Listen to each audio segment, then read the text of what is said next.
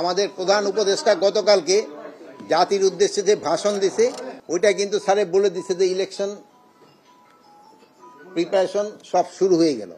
ওইটার এই ধারাবাহিকতায় আমাদের ছিল আজকের এই মিটিংটা। এই মিটিংটা আমরা মেইনলি ইলেকশনের সময় যে লজিস্টিক যে এইগুলি সম্বন্ধে আমাদের আলোচনা হয়েছে। এটার ভিতরে আপনাদের জানাই রাখি, আমরা চেষ্টা করবো একটা জিনিস যেটা নিয়ে আপনাদের সব সময় একটা প্রশ্ন থাকে যে ডিসি, এসপি, ইউএনও এবং ওসি এরা কিন্তু ইলেকশনে একটা ভাইটাল রোল প্লে করে এবং আপনাকে একটা সন্দেহ থাকে যে বিভিন্ন ক্যান্ডিডেট চায় যে তার পরিচিত বা তার একজন ডিসি, বিএসপি বা ইউএনও বা ওসি নিতে পারে কিনা। এবার ক্ষেত্রে আমরা একটা ডিসিশন নিয়েছি, এটা স্যারের ইনস্ট্রাকশনের থেকে। এই ডিসিশনটা হলো আমরা স্পেশালি পুলিশ ডিপার্টমেন্টে এসপি এবং ওসিদের আপনাদেরও আমি হয়তো ইনভাইট করবো, আপনাকে এই অ্যাসোসিয়েশনের সভাপতি এবং সেক্রেটারি, তাদের সামনে আমরা লটারির মাধ্যমে তাদের এই এই যে পোস্টিংটা আমরা করে দেব নির্বাচনের সময়। এখন যারা দেখেন আছে তাদেরই আমি বিভিন্ন জায়গায় হবে, এটা একটা লটারির মাধ্যমে করে দিব, যেন কারো কোনো ধরনের কোনো সন্দেহ না থাকতে পারে যে সে অমুকের সাপোর্টার, সে অমুকের সাপোর্টার অমুক জায়গায় গেছে। এই ক্ষেত্রে আমি ওই আপনি তো সভাপতি না, সে আমাকে এখানকার আসে নাই, সেইটাই কই সে আপনারা বলবেন যেহেতু আমরা সবাই যদি আনি যেই হট্টগোল হয় লটারি আর করা যাবে না, ওনাকে দুজনের আমরা সামনে রাখবো।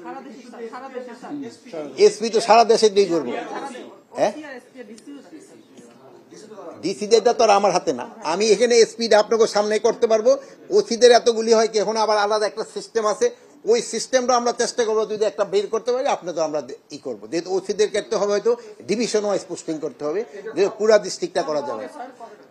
এটা শিডিউল ডিক্লেয়ার করার কিছুদিন আগে, যেহেতু আপনারা জানেন শিডিউল ডিক্লেয়ার করার সময় পরে এইগুলির পোস্টিংগুলি চলে যায় ইসের হাতে, ইলেকশন নির্বাচন কমিশনের হাতে।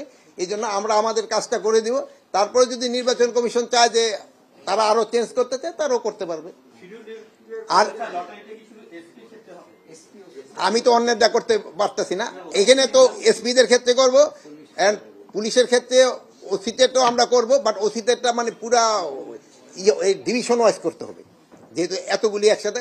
আর ইসেরদের ক্ষেত্রে সংস্থাপন মন্ত্রণালয় কিভাবে করবো তারা হয়তো তারা সিদ্ধান্ত নেবে। আমরা আশা করি যে তারা করবো, যেহেতু আমি তো আর তাদের ক্ষেত্রে পুরোটা বলতে পারবো, বাট আমি আশা করি তারাও করবো। আর একটা জিনিস হলো যে আমাদের আর আজকাল আলোচনা হয়েছে যে আমাদের কি পরিমাণ ফোর্সের দরকার হবে পুরো ভালোভাবে ইলেকশনটা কন্ডাক্ট করার জন্য। এবং আমাদের ওখানে আপনারা জানেন সবার কাছে আমরা একটা বডি ক্যামেরা দেওয়ার চেষ্টা করব, এবং ওইটা কিভাবে প্রকিউর করতে হবে এবং কার কাছে থাকবে এইগুলি ব্যাপার আলোচনা হয়েছে। অন্যান্য সময় যেমন আপনারা জানেন যে ওই সে প্রিজাইডিং অফিসাররা অনেক সময় অন্যের বাসায় ঠাসায়, এইবার না, তারা যেন ওই সেন্টারে থাকতে পারে, ওখানেই ব্যবস্থা করা হবে, তাদের সাথে পুলিশ আনসার সবাই থাকবে।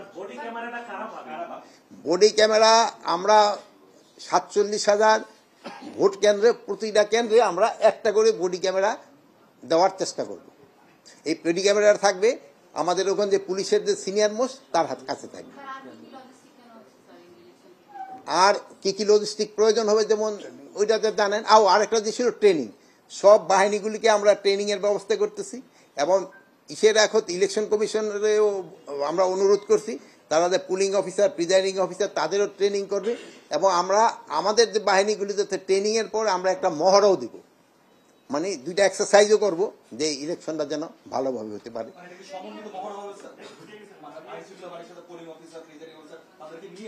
না, আমাদেরটা আমরা করব, তারপরে যদি তাদের সাথে করা যায় তো ভালো, যেহেতু অনেক সময় আছে সবকিছু তো আর করা যায় না। বাট আমি আমাদের ভিতরে যেটা দায়িত্ব ওইটার ক্ষেত্রে আমি বলবো, বাট অন্যটা কিভাবে হবে ওইটা তো আমি এখন বলতে পারবো।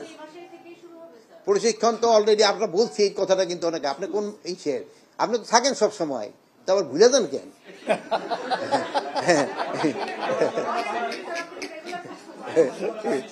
আইন শৃঙ্খলা বাহিনীর সংখ্যা প্রায় টোটাল মিলে আমরা কত, প্রায় 8 লাখের মতো প্রায় থাকবে, সব মিলে প্রায় এক আনসারের থেকে শুরু করে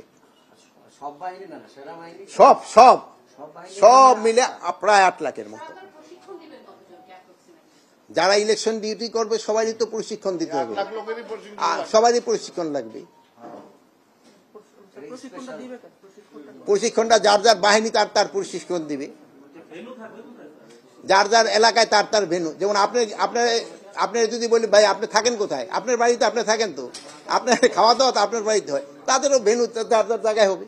এটার ক্ষেত্রে আপনারা কি সতর্কতা নিতে বলেন। এখন এইটার তো ক্ষেত্রে আমরা আমাদের সর্বোচ্চ চেষ্টা করে যাব, এবং আপনাদের সহযোগিতা পেলে আমার মনে হয় কোনো ধরনের কোনো সমস্যা হবে না। আল্লাহ দিলে নির্বাচন খুব ভালোভাবে হয়ে যাবে। আল্লাহ হাফেজ।